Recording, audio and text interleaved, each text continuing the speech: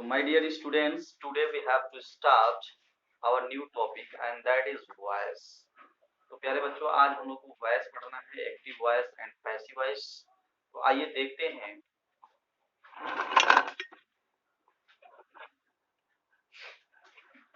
चलिए पहले बच्चे देखिए, ध्यान से समझेंगे। वॉइस वाच्य, ये वॉइस हमारे बच्चे दो प्रकार का होता है।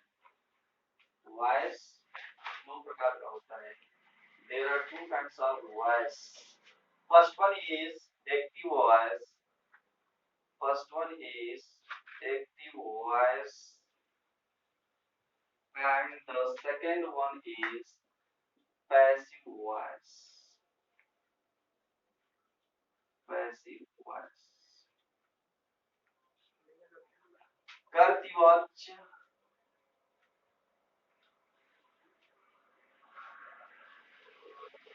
and कर्मवाच्य. कर्तृवाच्य and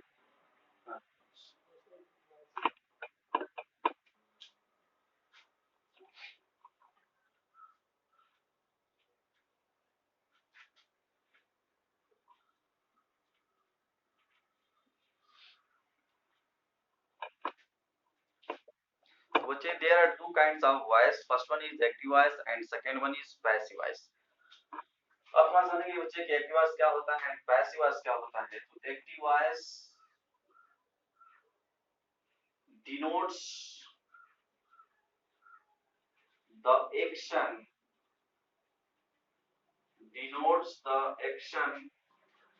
done by subject.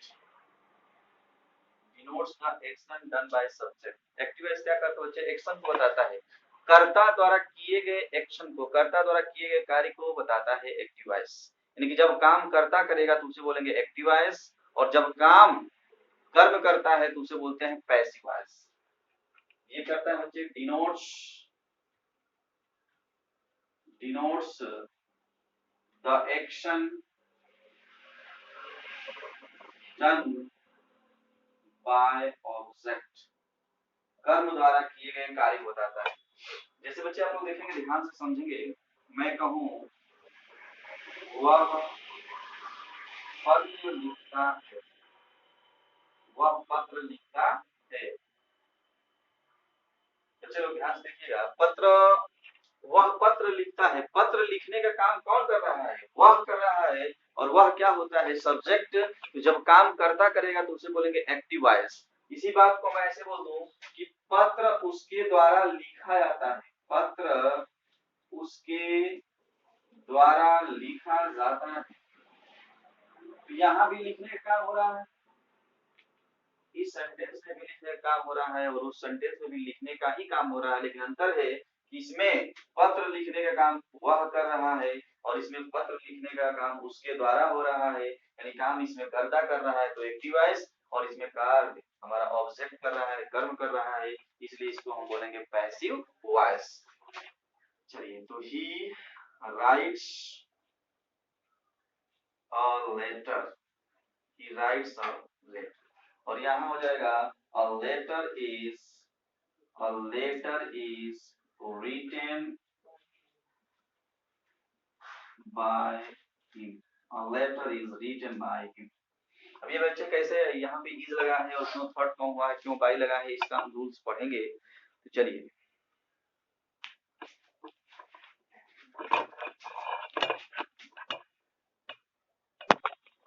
तो बच्चे हम लोग जान गए कि एक्टिव वॉइस और पैसिव वॉइस होता क्या है। अब इसके रूल्स के बारे में हम लोग पढ़ेंगे। तो आइए देखते हैं। आप लोग हेडिंग लिखेंगे रूल्स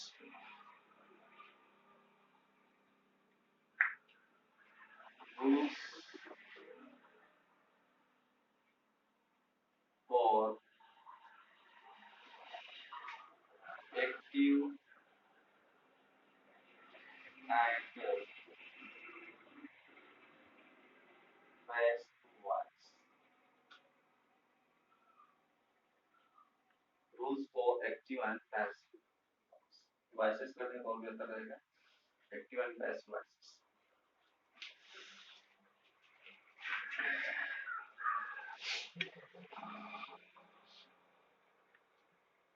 जैसा कि बच्चे हमने बताया था, there are 5 kinds of sentence. Sentence के 5 प्रकार होते हैं, assertive, interrogative, imperative, objective and exclamatory, जिसमें से केवल 3 सेंटेंस का ही पैसिव वॉइस बनता है। 2 सेंटेंस ऑब्जेक्टिव एंड एक्सक्लेमेटरी का पैसिव वॉइस नहीं बनता है। तो आइए पहले बच्चे हम लोग पहला इसमें पढ़ते हैं, rules for assertive sentence. Rules for assertive sentence.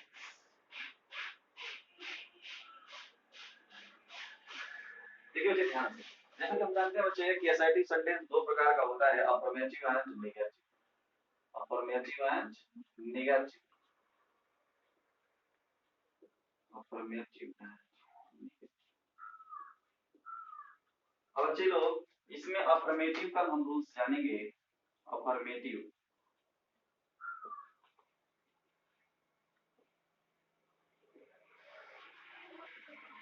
देखिए प्यारा, आप जानते हैं बच्चे कोई भी हमको ट्रांसलेशन बनाना है, कोई भी ट्रांसलेशन बनाना है, नेगेटिव सेंटेंसेस बनाने हैं, तो सबसे पहले हम लिखते हैं सब्जेक्ट। क्या लिखते हैं बच्चे? सब्जेक्ट। तो यहाँ लिखेंगे सब्जेक्ट, और सब्जेक्ट के बाद हमारा आता है हेल्पिंग वर्ब। हेल्पिंग वर्ब, उसके बाद आता है main verb and then object. ठीक है, उसके बाद कॉम्प्लीमेंट आता है, अदर वर्ड आते हैं, लास्ट डाल देते हैं, कोई दिक्कत नहीं। अब पैसिव बनाना बच्चे तो सबसे पहले हम करते हैं पैसिव वॉइस में, सबसे पहले ऑब्जेक्ट को हम सब्जेक्ट बनाएंगे। सबसे पहले ऑब्जेक्ट को सब्जेक्ट बनाएंगे, उसके बाद नए सब्जेक्ट के अनुसार एंड टेंस के अनुसार, according to new subject and tense we use helping verb. यहाँ हेल्पिंग वर्ब लिखेंगे, उसके बाद वर्ब की थर्ड फॉर्म लगती है, पैसिव वॉइस में वर्ब की थर्ड फॉर्म लगती है। उसके बाद हम बाय लिखेंगे, और देखिए बच्चे आगे हम लिखवाएंगे सभी क्रियाओं के साथ बाय नहीं लगती है। कुछ ऐसी क्रियाएं हैं जिनके बाद टू लगता है, कुछ ऐसी क्रियाएं हैं जिनके साथ विथ लगता है, फ्रॉम लगता है, ठीक है, टू लगता है, तो उसको बताएंगे। फिलहाल ले जानिए कि हम क्या करते हैं, वर्ब के थर्ड फॉर्म के बाद बाय लिखते हैं, और बाय के बाद सब्जेक्ट को ऑब्जेक्ट बना देते हैं। सब्जेक्ट को ऑब्जेक्ट बना देंगे, क्योंकि ऑब्जेक्ट हमारा सब्जेक्ट बन गया है, यहाँ सब्जेक्ट हमारा ऑब्जेक्ट बन जाएगा। ओके, अब यहाँ पे कुछ टेबल्स बनाने हैं, 2 टेबल बना दीजिए। टेबल 1 बनाएंगे एक्टिव एंड पैसिव। देखिए बच्चे ध्यान से, अगर एक्टिव वॉइस में आई आ जाए तो यहाँ पैसिव वॉइस में मी होगा, और पैसिव वॉइस में अगर मी है तो इधर आएगा तो क्या होगा, आई। वी है तो इधर अस होगा, और अस रहेगा तो वी होगा। यू का सब्जेक्टिव एंड ऑब्जेक्टिव दोनों केस यू ही होता है, तो यू का यू ही रहेगा।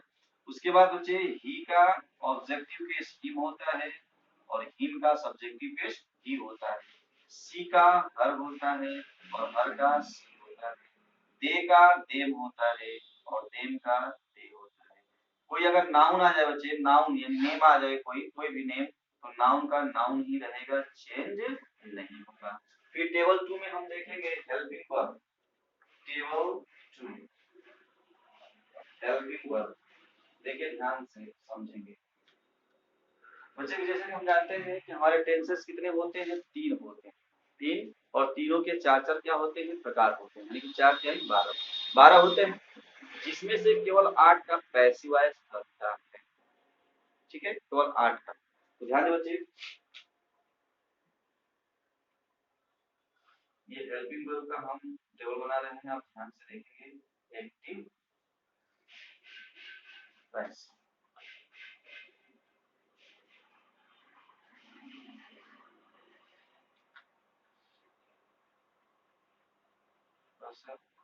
टेंस,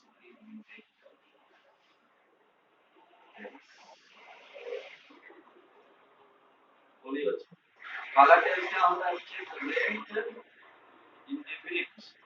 क्या बच्चे, प्रेजेंट इंडेफिनिट। उसके बाद हमारा प्रेजेंट कॉन्टिन्यूअस, क्या है बच्चे, प्रेजेंट कॉन्टिन्यूअस। उसके बाद हमारा प्रेजेंट परफेक्ट आता है, प्रेजेंट परफेक्ट। उसके बाद present perfect continuous, present perfect continuous आप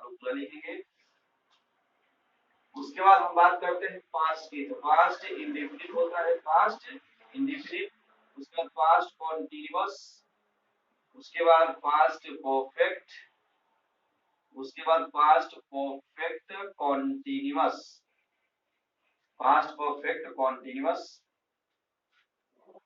उसके बाद बच्चे बात करेंगे फ्यूचर की, तो फ्यूचर में फ्यूचर इंडेफिनिट, उसके बाद फ्यूचर कॉन्टिन्यूअस, उसके बाद future perfect, future perfect and at last future perfect continuous. Note करेंगे। अब देखो बच्चे सुनिए ध्यान से, जैसा कि हम जानते हैं बच्चे प्रेजेंट इंडेफिनिट टेंस का हेल्पिंग वर्ब टेंस में क्या होता है, डू और डच। तो जब इसका हम पैसिव बनाएंगे, जब इसका हम पैसिव बनाते हो तो उसके अगले टेंस की हेल्पिंग वर्ब यानी कॉन्टिन्यूअस की हेल्पिंग वर्ब इंडेफिनिट में लिखी जाती है। तो पैसिव वाइज हमारा क्या हो जाएगा, इज एम। प्रेजेंट कॉन्टिन्यूअस का हेल्पिंग वर्ब होता है इज एम आर। अब प्रेजेंट कॉन्टिन्यूअस का आपको पैसिव वाइज बनाना है बच्चे, तो हेल्पिंग वर्ब हमारी वही रहेगी इज एम आर, बस उसके बाद हम बीइंग ऐड कर देंगे। बीइंग क्या कर देंगे बच्चे, ऐड कर देंगे। प्रेजेंट परफेक्ट टेंस का हेल्पिंग वर्ब क्या होता है बच्चे, हैज और हैव। क्या होता है बच्चे, हैज और हैव। अब इसका पैसिव बनाएंगे तो परफेक्ट कॉन्टिन्यूअस की हेल्पिंग वर्ब लगाएंगे उसके अगला टेंस, तो हैज और हैव के बाद हमारा क्या हो जाता है बच्चे, बीन। ठीक है, प्रेजेंट परफेक्ट कॉन्टिन्यूअस की हेल्पिंग वर्ब क्या होती है, हैज और हैव प्लस बीन। इसका पैसिव वाइज नहीं बनता है, आप जबरदस्ती चाहे बना तो बना सकते हैं बीइंग लगा के, लेकिन अच्छा नहीं है, कुछ नहीं। पास्ट इंडेफिनिट टेंस की हेल्पिंग वर्ब क्या होती है, डिड। क्या होती है बच्चे, डिड। उसका अगला टेंस क्या होता है, पास्ट कंटीन्यूअस टेंस, उसकी हेल्पिंग वर्ब क्या लिखेंगे, वाज वर होता है ना। उसके बाद बच्चे लोग कंटीन्यूअस का हेल्पिंग वर्ब होता है वाज और वर, इधर वही हेल्पिंग वर्ब रहेगी, वाज और वर के बाद बीइंग लिख देते हैं। क्या लिख देते हैं बच्चे, बीइंग। पास्ट परफेक्ट का हेल्पिंग वर्ब क्या होता है, हैड, तो उसका अगला टेंस पास्ट परफेक्ट कंटीन्यूअस का यानी हैड के बाद बीन होता है। इधर क्या होता है बच्चे, हैड बीन, जिसका हम पैसिव वॉइस नहीं बनाते। फ्यूचर इंडेफिनिट का हेल्पिंग वर्ब क्या होता है, विल और शैल, तो कंटीन्यूअस की हेल्पिंग वर्ब यूज करेंगे इधर विल बी और shall be, will be and shall be. Future continuous की हेल्पिंग वर्ब क्या होती है, विल बी और शैल बी, तो इसका पैसिव वॉइस नहीं बनता है। फ्यूचर परफेक्ट का हेल्पिंग वर्ब क्या होता है, will have and shall have, इधर बी बढ़ा देंगे यानी फ्यूचर परफेक्ट कंटीन्यूअस की हेल्पिंग वर्ब विल हैव आपने शैल हैव प्लस बी। उसके बाद बच्चे हमारा फ्यूचर परफेक्ट कंटीन्यूअस का हेल्पिंग वर्ब होता है विल हैव और शैल हैव के बाद विल रहता है, शैल हैव प्लस बीन, तो इसका पैसिव वॉइस नहीं बनता है। और प्यारे बच्चों एक चीज और याद रखिएगा, ट्रांजिटिव वर्ब का ही पैसिव वॉइस बनता है। ट्रांजिटिव वर्ब हमने बताया है, the verb that takes an object after it to complete its sense is called transitive verb। वह क्रिया जो अपना अर्थ पूर्ण करने के लिए अपने बाद कर्म लेती है उसे हम बोलते हैं क्या, ट्रांजिटिव वर्ब, सकर्मक क्रिया। जब तक वाक्य में ऑब्जेक्ट नहीं दिए जाता है उसका पैसिव वॉइस नहीं बनता है। हाँ, एक जगह बनता है, इंपरेटिव सेंटेंस में बिना ऑब्जेक्ट का भी पैसिव वॉइस बन जाता है। कोई पूछे बच्चे कि ही गोज टू स्कूल, इसका पैसिव वॉइस बनाइए, तो आप ऐसे नहीं बोलेंगे कि school is gone by him, गलत है क्योंकि इसमें ऑब्जेक्ट नहीं दिया है। ऑब्जेक्ट जानने के लिए हमने बताया था ना, किसे किसको क्या ला के प्रश्न कर दीजिए, अगर मिल जाता है तो ऑब्जेक्ट, नहीं मिलता है तो कॉम्प्लीमेंट होगा। तो बिना ऑब्जेक्ट का पैसिव वॉइस नहीं बनेगा। ठीक है, जैसे कहा बच्चे की उसमें दे ना एग्जांपल देखिए, मिटा का वह पत्र लिखता है, वह क्या लिखता है, पत्र, यानी कि पत्र क्या है, ऑब्जेक्ट, इसका पैसिव वॉइस बन जाएगा। वह मुझे पढ़ाता है, किसे पढ़ाता है, मुझे, ऑब्जेक्ट मिला कि नहीं, तो इसका पैसिव वॉइस बन जाएगा। वह स्कूल जाता है, वह सुबह में टहलता है, इसका पैसिव वॉइस नहीं बनेगा। वो नदी में नहाता है, इसका पैसिव वॉइस नहीं बनेगा क्योंकि इसमें ऑब्जेक्ट नहीं है। Okay, note down.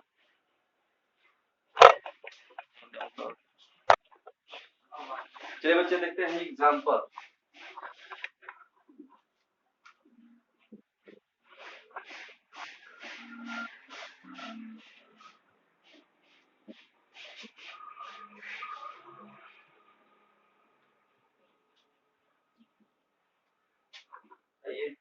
जैसे बच्चे कहा जाए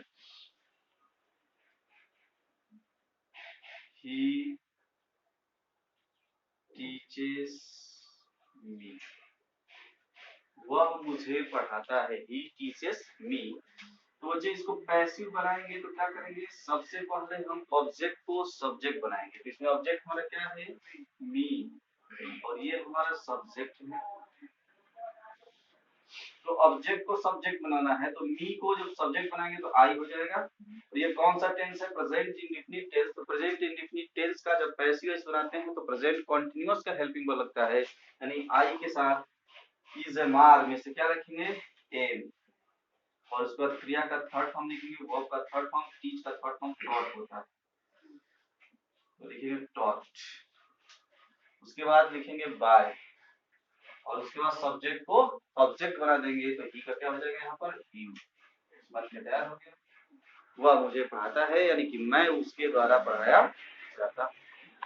आइए मान लीजिए बच्चे रहे कि you are calling, you are calling him, तुम उसे बुला रहे हो, यू आर कॉलिंग हिम। तो इसका पैसिव बनाएंगे तो क्या करेंगे, सबसे पहले लिखेंगे ऑब्जेक्ट को सब्जेक्ट, यानी हिम का यहाँ क्या हो जाएगा, ही। और हम जानते हैं बच्चे कि प्रेजेंट कंटीन्यूअस का जब पैसिव बनाते हैं तो कंटीन्यूअस का ही हेल्पिंग वर्ब लगता है, केवल बीइंग बढ़ाते हैं। तो यहाँ यू था तो आर हो गया, अब ही है तो क्या कर देंगे, इज, उसके बाद लिख देंगे बीइंग, ही इज बीइंग, और क्रिया का third form called by, you का ऑब्जेक्ट भी वही होता है। चलिए, शी हैज कुक्ड फूड, वह खाना बना चुकी है। पैसिव बनाएंगे क्या हो जाएगा, फूड को इधर लाएंगे, फूड, ठीक है। प्रेजेंट परफेक्ट है, प्रेजेंट परफेक्ट कंटीन्यूअस के हेल्पिंग वर्ब, यानी कि food has been cooked by C का।